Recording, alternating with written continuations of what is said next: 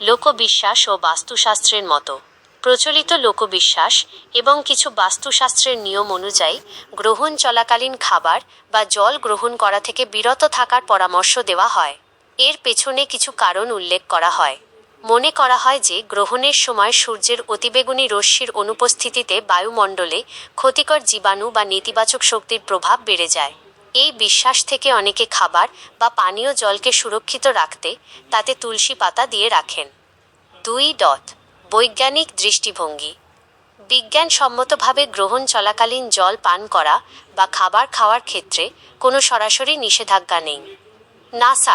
NASA মতো মহাকাশ গবেষণা সংস্থাগুলোর মতে গ্রহণ একটি মহাজাগতিক ঘটনা যা সরাসরি আমাদের খাবারের ওপর কোনো বিষক্রিয়া তৈরি করে না। তবে স্বাস্থ্যের খাতিরে সবসময় পরিষ্কার এবং ঢাকা দেওয়া জল পান করা উচিত। 3. সাধারণ সতর্কতা।